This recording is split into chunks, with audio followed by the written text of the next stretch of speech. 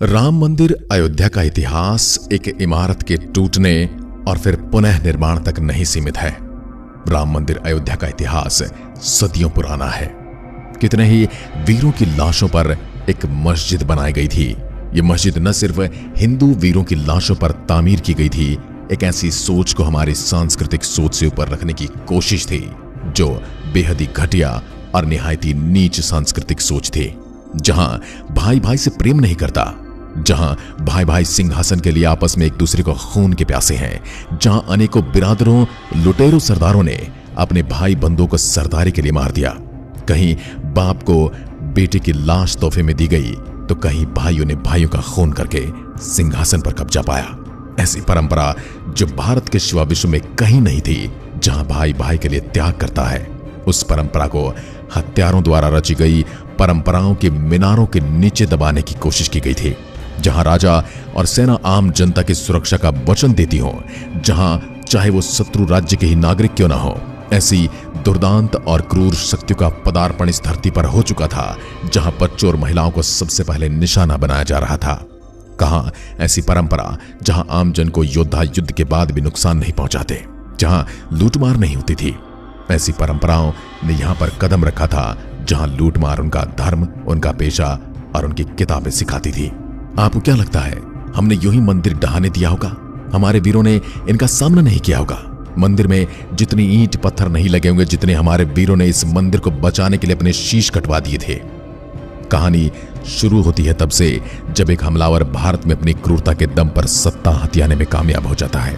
दरअसल मकसद तो भारत में ऐसी परंपरा का प्रचार और विस्तार करना था जहां किसी की जान लेने के लिए उसका मूर्ति पूजक होना ही काफी था, जहां किसी के अपराधों को सिर्फ इसलिए क्षमा कर दिया जाता है कि वह उनके मजहब का है, और वहां किसी निर्दोष को सिर्फ इसलिए मार देना काफी है कि वह उनके मजहब का नहीं है। ऐसी परंपराओं ने भारत में कदम रख दिया था, और यह मंदिर निर्माण की कहानी उससे भी कहीं पुरानी है। यह मंदिर निर्माण सिर्फ ईंट पत्थरों से बनी हुई संरचना नहीं है, यह उन मानव मूल्यों को एक बार फिर से स्थापित करने की कोशिश है जो भारतीय भूमि से मिटाने की कोशिश की जा रही है सैकड़ों सालों से। अब चलते हैं अयोध्या और भगवान राम और इस मंदिर की कहानी की ओर। भगवान राम का जन्म 5114 ईस्वी पूर्व को उत्तर प्रदेश के अयोध्या नगर में हुआ। जैन धर्म के प्रथम तीर्थंकर भगवान ऋषभदेव का जन्म भी अयोध्या में हुआ था। आक्रांताओं के आने से पहले यह हिंदू, जैन और बौद्ध धर्म के सैकड़ों मंदिर और स्तूप थे। तथ्य कहते हैं विदेशी आक्रांता बाबर के आदेश पर सन 1527 से 28 में अयोध्या में राम जन्मभूमि पर बने भव्य राम मंदिर को तोड़कर एक मस्जिद का निर्माण किया गया। कालांतर में बाबर के नाम पर ही इस मस्जिद का नाम बाबरी मस्जिद रखा गया। कुछ लोग ये भी कहते कि बाबर का एक रखेल था जिसका नाम बाबरी था, उसी के नाम पर यह मस्जिद रखी गई क्योंकि बाबर उस अपने पुरुष मित्र से बहुत ज्यादा प्रेम करता था। जब मंदिर तोड़ा जा रहा था तब राम जन्मभूमि मंदिर पर सिद्ध महात्मा श्याम नंद जी महाराज का अधिकार था। उस समय भीटी के राजा मेहताब सिंह बद्री नारायण ने मंदिर को बचाने के लिए बाबर की सेना से युद्ध लड़ा। कई दिनों तक युद्ध चला और अंत में हजारों वीर सैनिक बलिदान हो गए और मंदिर को न बचा सके। इतिहासकार कनिंगम अपने लखनऊ गजेटियर के 66वें अंक के पृष्ठ 3 पर लिखता है कि 1,74,000 हिंदुओं की लाशें गिर जाने के पश्चात मीर बकी अपने मंदिर ध्वस्त करने के अभियान में सफल हो पाया था। अंदाजा लगाइए कितने ही वीरों ने एक एक पत्थर के लिए अपना शीश कुर्बान कर दिया था।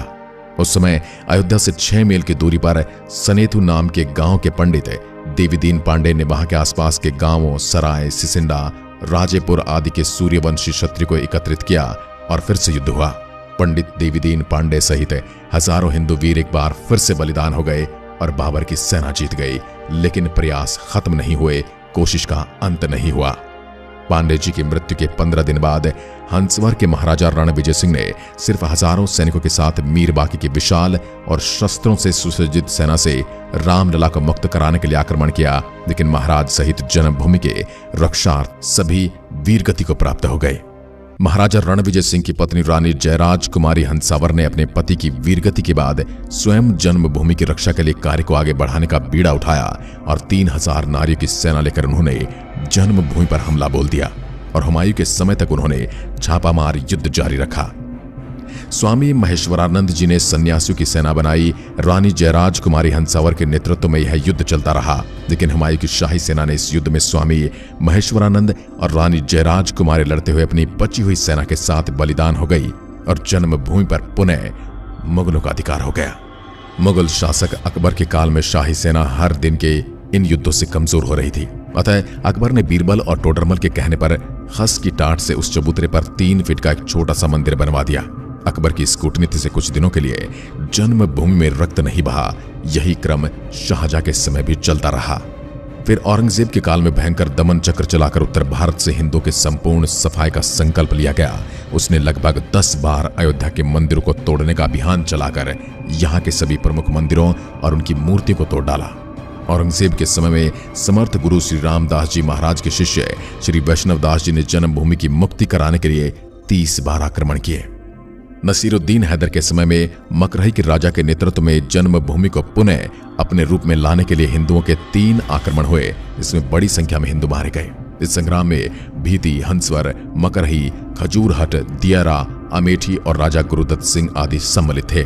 हारती हुई हिंदू सेना के साथ वीर चिमटाधारी साधुओं की सेना मिली और इस युद्ध में शाही सेना को हारना पड़ा और जन्मभूमि पर पुनः हिंदुओं का अधिकार हो गया। लेकिन कुछ दिनों के बाद विशाल शाही सेना ने पुनः जन्मभूमि पर अधिकार कर लिया और हजारों राम भक्तों का कत्लेआम मचा दिया। नवाब वाजिद अली शाह के समय में पुनः हिंदुओं ने राम जन्मभूमि के उद्धारार्थ आक्रमण किया। फैजाबाद गजेटियर में कनिंघम ने लिखा, इस संग्राम में बहुत ही भयंकर खून खराबा हुआ। 2 दिन और रात तक चलने वाले इस भयंकर युद्ध में सैकड़ों हिंदुओं के मारे जाने के बावजूद हिंदुओं ने श्री राम जन्मभूमि पर कब्जा कर लिया। एक बार फिर से हिंदुओं का अधिकार हो गया। इतिहासकार कनिंघम लिखता है कि अयोध्या का सबसे बड़ा हिंदू मुस्लिम बलवा था। हिंदुओं ने अपना सपना पूरा किया और औरंगजेब द्वारा विध्वंस किए हुए चबूतरे को फिर से वापस पाया। चबूतरे पर 3 फीट ऊंचे खस के टाट से एक छोटा सा मंदिर बना लिया, जिसमें पुनः रामलला की स्थापना की गई। लेकिन बाद के मुगल राजाओं ने इस पर पुनः अधिकार कर लिया। एक बार इसे फिर से ध्वस्त करने की कोशिशें चलती रही। यकीन मानिए, यह एक मंदिर का ढांचा नहीं था, एक पूरी सांस्कृतिक विध्वंस और पूरे सांस्कृतिक सुदृढ़ता की लड़ाई चल रही थी, जहां पर हिंदू अपनी संस्कृति की एक एक इंच को बचाने में जुटा हुआ था और मुगल और मुसलमान आक्रांता उनकी एक एक इंच को विध्वंस करने में लगे हुए थे। 1853 में हिंदुओं का यह आरोप था कि भगवान राम के मंदिर को तोड़कर मस्जिद का निर्माण हुआ। इस मुद्दे पर हिंदुओं और मुसलमानों के बीच पहली हिंसा हुई। इसके बाद सन 1857 की क्रांति में बहादुर शाह जफर के समय में बाबा रामचरण दास ने एक मौलवी आमिर अली के साथ जन्मभूमि के उद्धार का प्रयास किया। कुछ कट्टरपंथी मुस्लिमों को यह बात स्वीकार नहीं हुई और उनके विरोध के चलते 18 मार्च सन 1858 को कुबेर टेला स्थित एक इमली के पेड़ में दोनों को एक साथ अंग्रेजों ने फांसी पर लटका दिया। विवाद के चलते 1859 में ब्रिटिश शासकों ने विवादित स्थल पर बाड़ लगा दी और परिसर के भीतरी हिस्से में मुसलमानों और बाहरी हिस्से में हिंदुओं को प्रार्थना करने की अनुमति दे दी गई।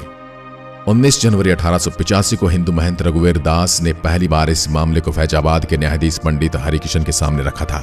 इस मामले में कहा गया था कि मस्जिद की जगह पर मंदिर बनवाना चाहिए, क्योंकि वह स्थान प्रभु श्री राम का जन्म स्थान है।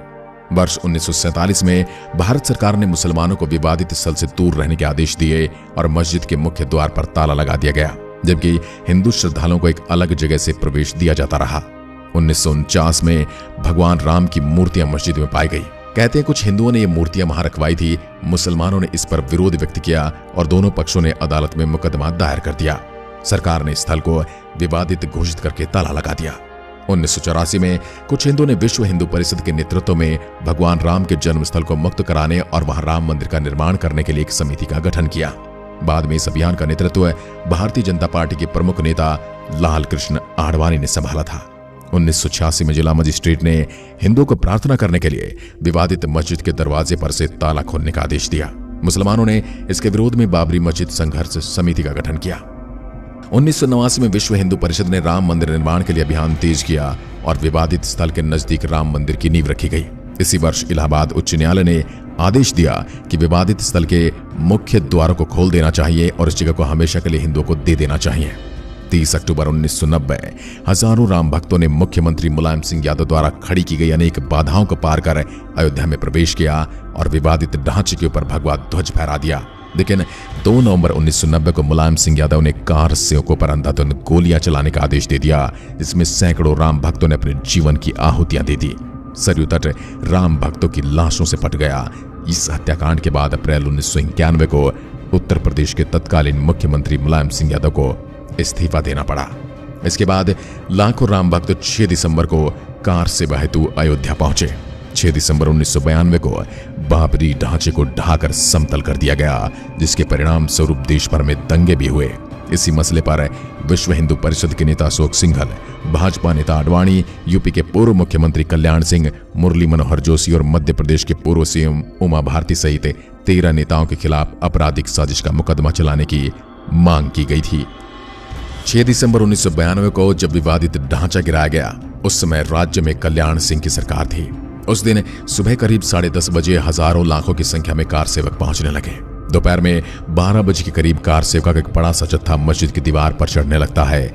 लाखों की भीड़ को संभालना सभी के लिए मुश्किल होता जा रहा था। दोपहर के 3:40 पर पहला गुंबद भीड़ ने तोड़ दिया और फिर 5 बजने में जब 5 मिनट का वक्त बाकी था, तब पूरे का पूरा विवादित ढांचा जमींदोज हो चुका था। भीड़ ने उसी जगह पूजा अर्चना की और रामशिला की स्थापना कर दी। पुलिस के आला अधिकारी मामले की गंभीरता को समझ रहे थे। गुंबद के आसपास मौजूद कार सेवकों को रोकने की हिम्मत किसी में नहीं थी। मुख्यमंत्री कल्याण सिंह का साफ आदेश था कि कार सेवकों पर गोली नहीं चलेगी। 1527 से 28 ईस्वी में बाबर के सेनापति मीर बाकी ने अयोध्या में श्री राम जन्मभूमि पर मंदिर को तोड़ा था, जिसका पंडित देवीदीन पांडे ने नेतृत्व में युद्ध के रूप में पहला विरोध किया था। तब से लेकर आज तक 77 से अधिक युद्ध और सैकड़ों दंगे हो चुके हैं, जिसमें लाखों कार सेवकों की जानें चली गई। इस पवित्र स्थल हेतु श्री गुरु गोविंद सिंह जी महाराज, महारानी राजकुंवर तथा अन्य कई विभूतियों ने भी संघर्ष किया है।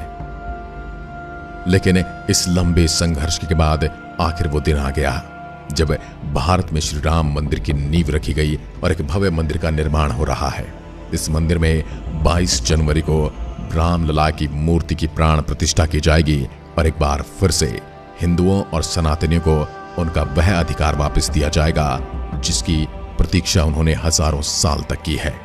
आज की वीडियो में बस इतना ही। अगर वीडियो पसंद आई हो तो लाइक कीजिए और ऐसी वीडियोस के लिए चैनल को सब्सक्राइब जरूर करें। धन्यवाद।